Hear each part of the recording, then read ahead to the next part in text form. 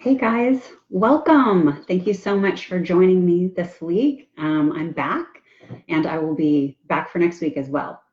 So thanks for tuning in. In honor of Valentine's Day this week, I want to talk about loving ourselves well, specifically about self-care. Sometimes the equation in our head is that self-care equals selfish. Self-care is not selfish. However, some of us have gotten caught up in the belief that in order to be a good Christian or a good human, we need to put others first, sometimes at the expense of ourselves. I know in Philippians 2, it talks about valuing others above ourselves and not looking to our own interests, but the interests of others.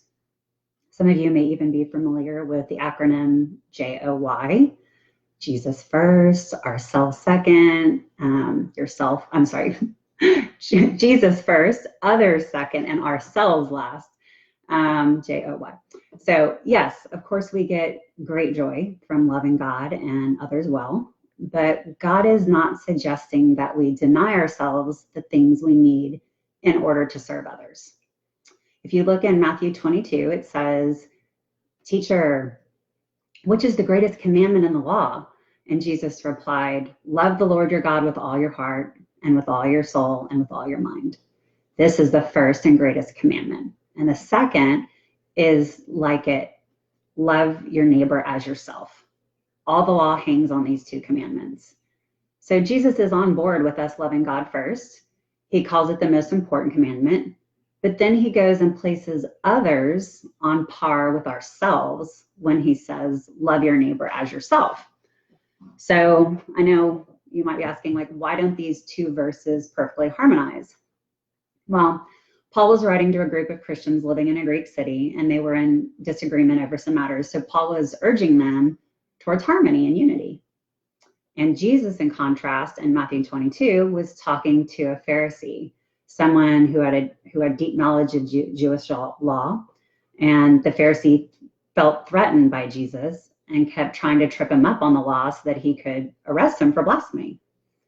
Jesus was able to skillfully maneuver around the tough question, like which is the greatest commandment in the law, while also sharing a profound truth, which is love your neighbor as yourself.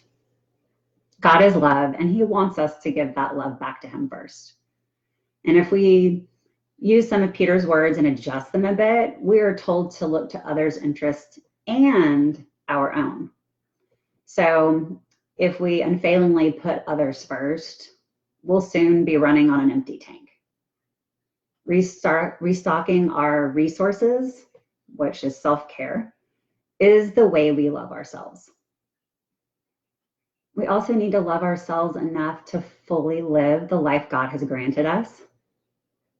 Let that soak in a little bit.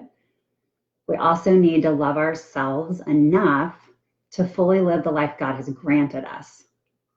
That means we need to live fully alive, present in each moment. And I might talk about this next week. So anyway, sometimes self-care is about taking the necessary time to recover from heartbreak, trauma, or devastation. It's also about enjoying and embracing the good life has to offer on a daily basis. In 1 Corinthians 6, we're told that our bodies are a dwelling place for the Holy Spirit, and we are therefore called to honor God with our bodies. So how do you treat your body if it's a temple? With love and self-care. I'm sure you can agree with me cognitively, but how many of you have a hard time putting your needs first? I'm guessing a lot of you. If you're like me, you have a long list of things to do each week. How often are you making the time to block out some time just for you? How often are you doing the things that nourish your soul and bring you joy? I'm working with a gentleman right now who told me recently that he felt like his life had no joy. Of course, that really broke my heart because I had, in the course of working together, gotten to know him, and he was just a sweet man. So this broke my heart.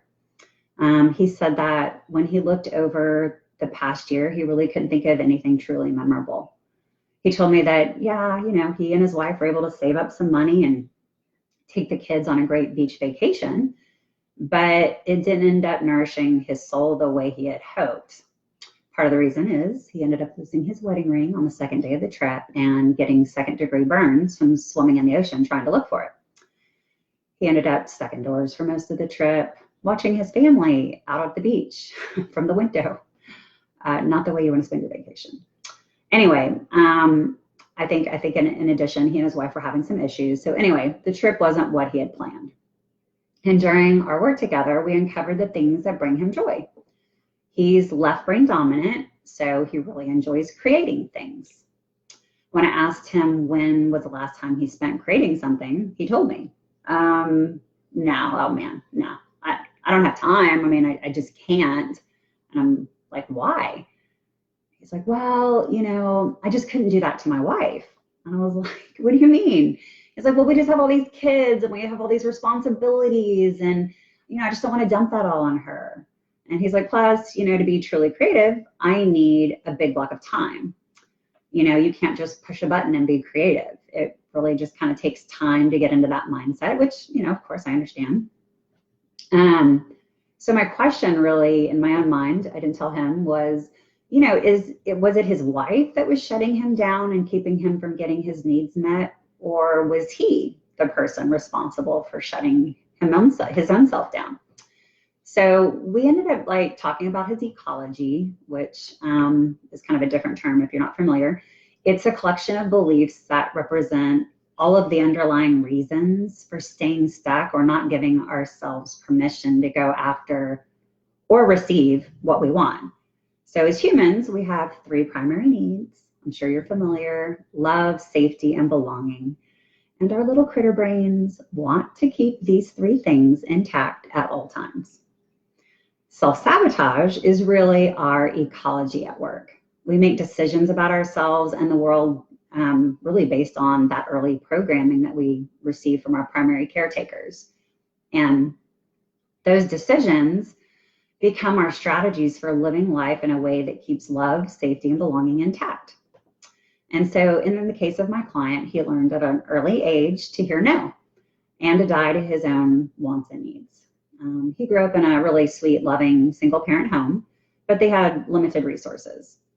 So the idea of no or self-sacrificing in order to belong and be loved was, you know, was present. And then in his adult life, he ended up in a relationship where that concept was reinforced. He was often told no to what he wanted, while his girlfriend was comfortable getting all that she needed and wanted. So anyway, you see the cycle of no and self-sacrifice continued until years later when he met and married someone else. Even though his experience in his marriage was unlike his past relationship, he had learned that in order to belong and be loved, he must die to himself. Old habits die hard, right? But the good news is that we're working together to put the past behind him and to create a new normal for him where both things happen.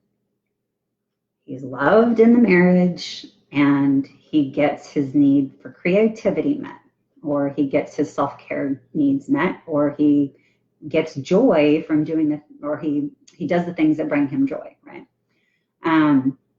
So this new version of my client is one that says yes to the things that nourish his soul and make him feel alive. And that's what I want for you guys. He's now working cooperatively with his wife to carve out time that he needs on a weekly basis. I mean, he deserves it.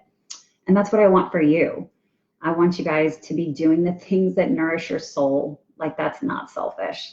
You know, the very definition of selfish is someone that lacks consideration for others and who is chiefly concerned with one's own personal pleasure or profit. And for most of us, that's not the case, especially if you're in a committed, loving relationship. You want the best for each other, or at least you should. My client is cooperatively working with his wife to carve out time to get his needs met. He doesn't just say, oh, this weekend, don't count on me. You know, I'm out. Peace out. He's not selfishly taking it without considering the needs of his family. He does many things to give his wife what she needs to nourish her soul. And they're a team. They love each other. They want to see each other happy and fulfilled. And marriage is really like a give and take. So it's got to be equal. My client knows that doing the things that fill his cup will make him a better husband, a better father, a better human. And he knows that like his zest for life and renewed energy will positively impact those around him. When he's happier, everyone else around him is happier. It's a win-win. So giving to others is pleasurable, but you can't pour from an empty cup. Again, you can't pour from an empty cup. So, I mean, I know we try, but we will fail. When I was in grad school studying to become a marriage and family therapist, I had the pleasure to work with a really precious mom that had 5 children. And we worked weekly, one-on-one, like doing practice therapy sessions. She was really struggling to put herself first. She wanted to, but she always let everybody else get in the way. And I reminded her that, you know, what the flight attendant always tells us when we fly is what she needs to remember. You know, in case of cabin pressure emergencies, you've got to put your own mask on before you try to assist others. I mean, it's a simple concept. Of course, it makes sense. You can't help others for very long if you don't take care of yourself first. I don't know, have you ever asked yourself why the flight attendant tells us to do that? It's because children can't reach to put their mask on. And if something happens to you while you're putting their mask on first, you're both in trouble. So as a parent, you're responsible for 1 to multiple lives all day long. You're the cook, the chauffeur, the maid, the teacher, the lawmaker, you name it. And so isn't it time for you to start prioritizing your own needs, the things that bring you joy, so you can then in turn share that joy with the people you love most? Self-care comes in many different forms. I would love to hear from you in the comments. Like, tell me, don't be shy. I'd love to know what is on your nourishment menu, what is on your go-to self-care list, what brings you joy that you do just for yourself, right? I know some of us are tempted to say, oh, my kids bring me joy. Well, yes, they do, but they also deplete your energy at times. So I want to know what you do just for yourself. For some people, I mean, looking through photos from a bucket list dream vacation, when they're lying on the beach and they're sun-kissed and the waves are going and the sea air is, I mean, they can just kind of stroll down memory lane while gazing at a picture, and it brings them joy. Some people like to snuggle their treasured pet.